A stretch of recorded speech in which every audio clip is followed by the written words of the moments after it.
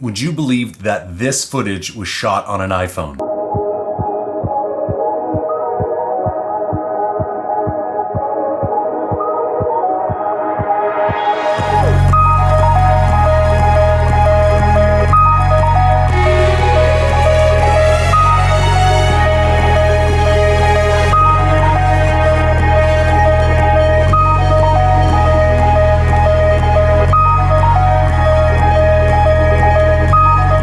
Over the next couple weeks, I'm going to do a couple of podcasts and a few videos completely diving into my backcountry filming system. This will be the gear, this will be my approach, this will be how I look at editing, how I craft story, all that kind of stuff. So if there's anything that you want to know about how I make my backcountry hunting films or how you could make backcountry hunting films of your own, drop the questions in the comment section below and I'll work all the content into the upcoming films. Now, this year I did 2 deep winter, late season goat hunts. And when I was preparing for those hunts, I had to be absolutely ruthless with my packing list. These are probably the most physically demanding hunts that I do all year. You're in snowshoes, tons of snow, you know, sub-zero, like minus 27 degrees Celsius, minus 17 degrees Fahrenheit temperatures. So you need to keep your pack as light as possible. Now, typically I use a Sony A1 for my A camera when I'm filming my backcountry hunts. And I don't mind carrying the extra weight because I like the quality and the cinematic nature that brings to my hunts. But when I was planning for these goat hunts, I was like, I can't justify that extra weight. After iPhone introduced the 15 series, this is the iPhone 15 Pro Max, they gave end users the ability to shoot in RAW. I'm gonna give you some more information on that in a minute, but basically it lets you color correct and color grade your footage, which means you can capture footage with a much higher dynamic range. So you can get that cinematic looking footage with a lot more detail than just standard iPhone footage, which looks great when you're looking at it on an iPhone screen. But when you go to blow it up on a big TV or when you go to color grade it to give it a bit more of a cinematic appearance, it kind of falls apart. So I knew my phone had the ability to shoot in RAW, but there was a bunch of like hardware and like compatibility, and I was like, I can't just like hold my phone all the time, and shooting RAW takes an incredible amount of memory. What am I gonna do for audio? It was basically brought up all these questions, which led me to the conclusion that I needed to create an ultralight iPhone-based filming rig for the backcountry. Now, before I get into the gear that I've used to create this system, quick update on Mindful Hunter outfitting. So I still have 2 spots available for black bear hunts this spring. It's right around the corner. Most people probably don't have time, but if you're looking for a last minute spring bear hunt, I do have 2 discounted hunts available. Shoot me an email, j@mindfulhunter.com.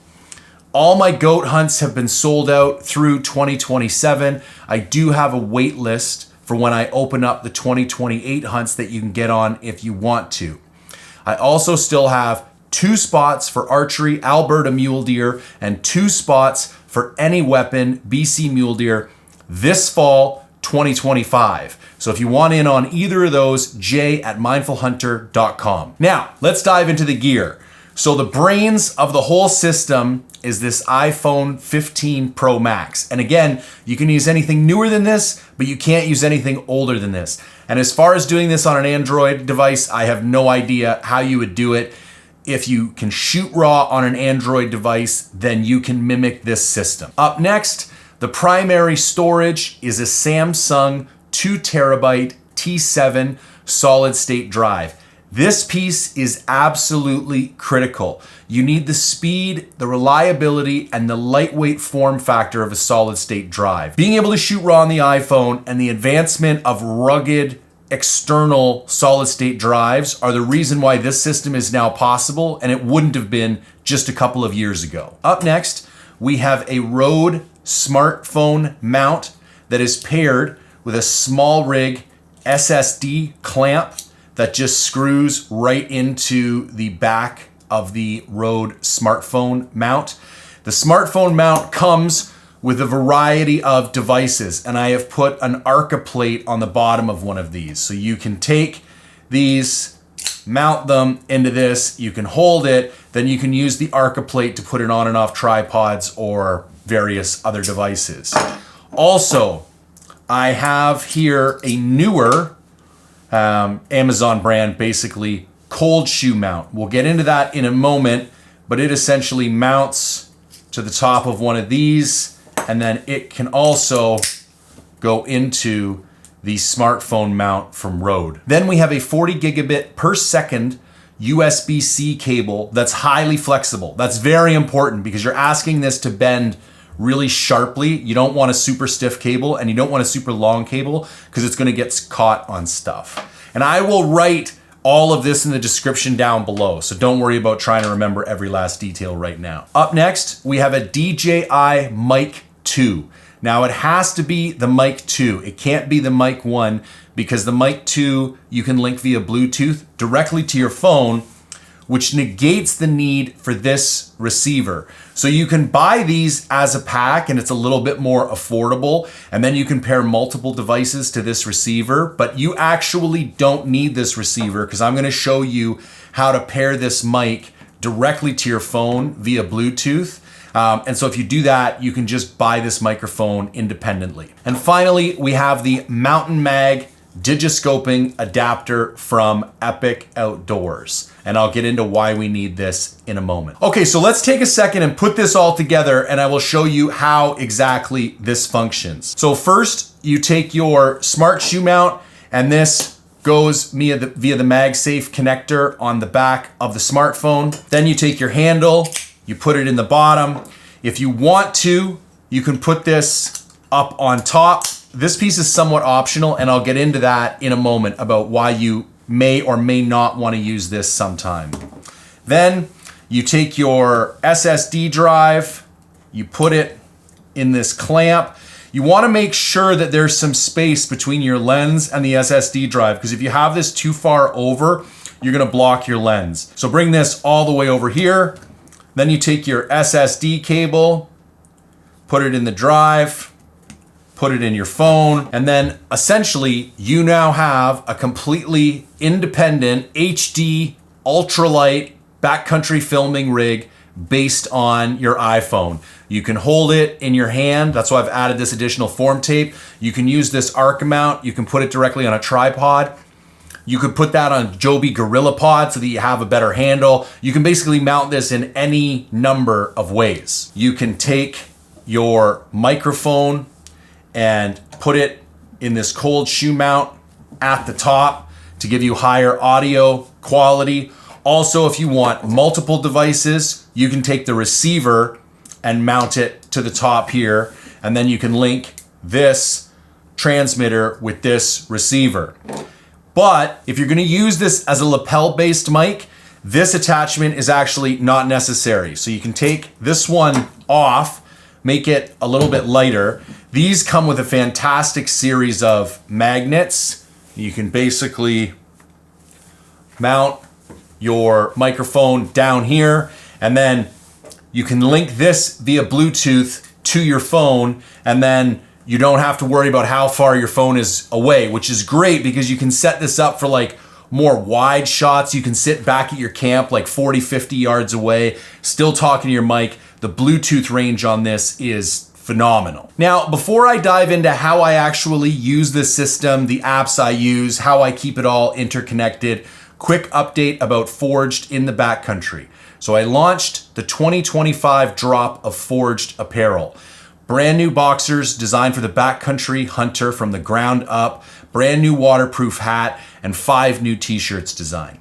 Every $5 that you spend at forgedinthebackcountry.com will automatically enter you to win a Swarovski ATX 85 spotter. That giveaway is live for new entries until April 30th, 2025. So all you gotta do is go to forgedinthebackcountry.com, load up your cart. Let's say you buy $40 worth of apparel. When you check out, you will automatically be given 8 entries to win the brand new Swarovski 85 spotter. Full contest details are on my website, forgedinthebackcountry.com. So there is essentially two apps that control this entire system. The first app is the Blackmagic camera app. Now, I am not going to do a super intensive deep dive on how to use that app. There's a lot of other videos like that on YouTube. If there's a lot of requests, I can do that, but I will do it in a separate video. But basically, you can set the Blackmagic camera app to record directly to your solid state drive. And when you link the DJI Mic 2 via Bluetooth to your phone, you can select that microphone as the default microphone for Blackmagic camera. Now, there is one small hack that you need to do first, and maybe Blackmagic will update this at some point in the future. But for now, you need to download an app called Rode Reporter. And when you open up the Rode Reporter app, which is basically just a microphone recording device, you will see here that it is linked to the internal microphone. And then when you turn on your DJI Mic 2 and you link it via Bluetooth to your phone, now when you open up the Rode Reporter app, you will see, it's gonna, see how it says external microphone up here now? Check, check. So you can see I'll tap this. So now the phone is set default to use this mic 2 as the microphone. So now you can go back into Blackmagic camera, and when you use that, it will use this microphone for your default microphone. So it will record audio from the DJI Mic 2. All your video will get stored to the SSD drive. Now, why is it necessary to have an SSD drive? As I was saying earlier, the files for raw recording are absolutely gargantuan. So unless you have terabytes of free space on your iPhone, it's much more convenient to keep them all on the Samsung. Now, as long as you got a decent amount of gigabytes free, even 40 or 50 gigabytes, you can still capture 10 to 15 minutes of footage in RAW on the iPhone. So for those like last minute close encounters where you don't have time to bring this all out, you can still open the Blackmagic camera app and record directly to the phone. You also don't need this microphone. The internal microphone in the iPhone isn't bad. The problem is when you start getting multiple people and you want to record all their audio, or when you start getting far away from the iPhone and you want to have good audio. You will remember I did a very comprehensive Digiscoping review, which you can go watch right here. And the piece that came out on top was the mountain mag from Epic Outdoors. And some people like All-in better because it has a phone case. Here's the problem.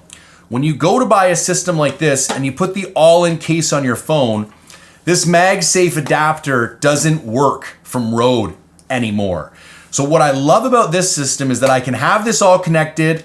I can be, filming my backcountry hunt, doing everything I want. I can utilize my 5X lens for far shots where I want to compress my foreground and background. I can use wide angle. I can use all the filming features of the phone. And then let's say I've got my spotting scope out, but all of a sudden I want to get some Digiscope footage. Literally all I do, snap this off, take this, slap this on, put it to the right lens, put it on my thing, and I can still record in RAW. If I want to leave this connected, I can record RAW right to my SSD drive, or like I mentioned earlier, as long as you got 40 or 50 free gigs on here, you can record your Digiscoping footage in RAW directly to your iPhone. Now, the other thing that I love about this is that I can access the 5X lens and the 2X lens at the same time. I don't need a separate case, and the minute I'm done with my Digiscoping footage, pop this off, pop this back on, boom,